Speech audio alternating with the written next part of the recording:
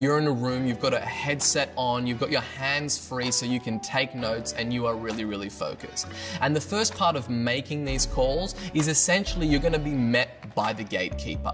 And that is really kind of the first hurdle that we're going to meet is how do we get past that gatekeeper or, the person that's holding us back from pitching the person that we really need to get through. So you're going to be calling on businesses and the gatekeeper is 9 out of 10 times going to be the receptionist, and in some instances they may have a personal assistant that you need to get through as well. However, for this instance we're going to be just talking about the receptionist. So you're going to call on them, they're going to answer the phone and say, hello, this is XYZ company, how can I help you? So I'm going to break this script into two parts. One, if you know the decision maker's name from creating a list previously and you're calling on people and you have their first name already. And then I'm also going to show you how to call on people when you do not know the decision maker's name.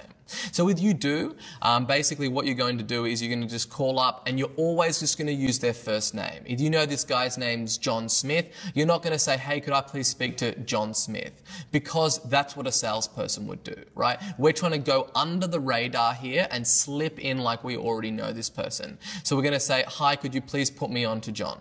Just straight through, you want to know that person by the first name. And a pro tip on that is when the receptionist answers the phone, really be attentive and listen to their name. They'll generally say, oh, hi, it's Rebecca from XYZ company. Then you would say, hey, Rebecca, it's Sabri. Could I please speak with John? Immediately, it's like a first by first name basis. And they're thinking, okay, this guy knows my name. He knows John's name. He must know them. And they'll put you straight through. However, if they don't and they say, who's calling? Say, tell them it's Sabri. Do you know if he's in right now? So right now, what am I doing? I'm in control. I'm not just answering the question that she's asking me, but then I'm also hitting her with another question, right? I'm saying, yeah, look, tell him it's Sabri.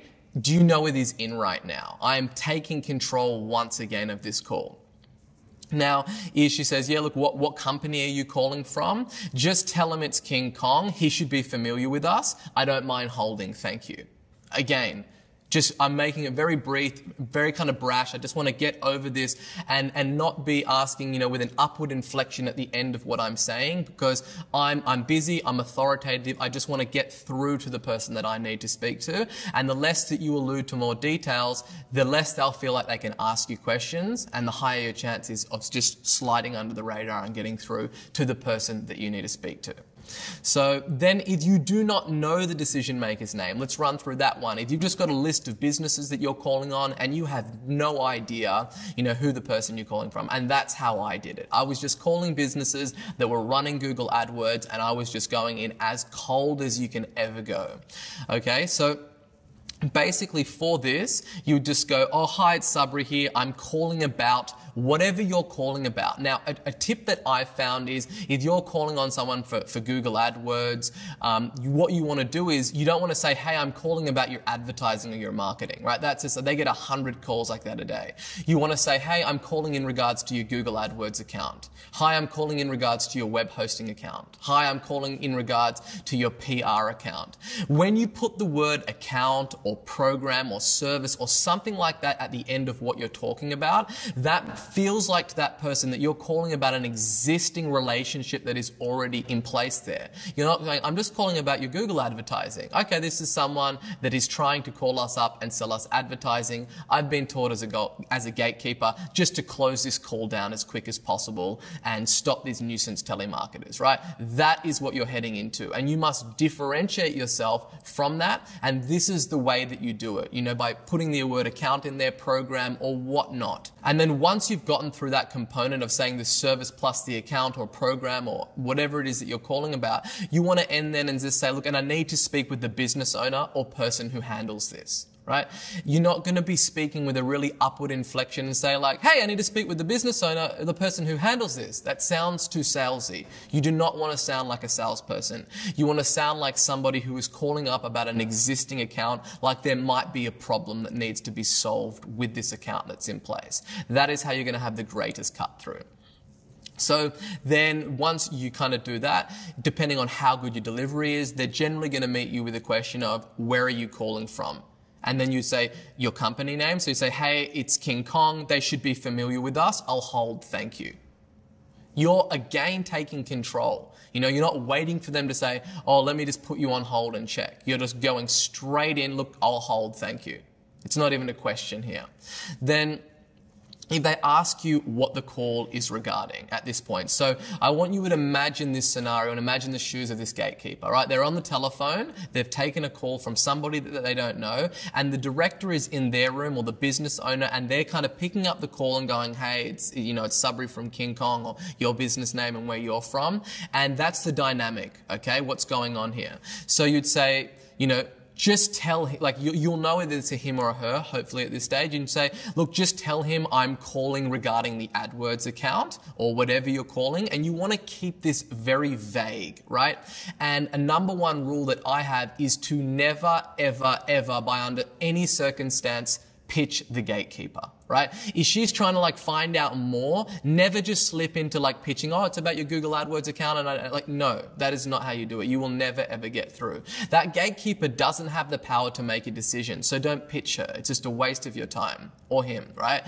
So the way that you do that is you just say, look, I'm calling about the Google AdWords account, keep it nice and vague. Are they in? I don't mind holding, thanks. Okay, so it's really important at this stage that you're not alluding to too much details. Oh, what's wrong with the AdWords account? Look, it's best that I speak to him. I don't mind holding, thanks. Nice and brief, not giving out too much information. Or when they ask kind of what company are you calling from? Look, she should know why I'm calling. You can tell her that it's Sabri from King Kong. I can hold a moment while you transfer me. Yeah, again, I'm in control. I'm letting know that I'm the person that is going to basically be leading this conversation. One thing that can happen is they've got the decision maker on the line and they're like, oh, he says he doesn't know. He's not familiar with you. He doesn't know why you're calling. Really? Tell him it's about the email that I sent him last Tuesday. So you need to make sure that generally that you have kind of sent them some kind of email collateral, so you can use that as a reference point. And that's something that you can always just lay back on. Yeah, tell him that I sent him an email last Tuesday. Now, at this stage, you will get through 9 out of 10 times. He's not going to have the chance to go through and look at his inbox and find out the email that he received last Tuesday. He'll just be like, oh, look, just put him through. The more back and forth that there are between you and that gatekeeper and the director, it kind of creates this little tension where she's been told not to keep people on hold for very long and just to kind of put that call through. And you've already, in this kind of hand-to-hand combat, have gone back and forth a few times, and you are still in control, and at this point is generally where the gatekeeper will cave and then let you through to the decision maker. Hey guys, if you enjoyed this video, make sure that you click the like button and subscribe. We're dropping a video on YouTube every other day. And if you've got any questions about any of the content that I covered in this video, just basically leave a comment with hashtag #HeySabri in the comment section. And every week we're also trying to go through all those questions and get them answered. So go ahead, click subscribe, and we'll see you in the next video.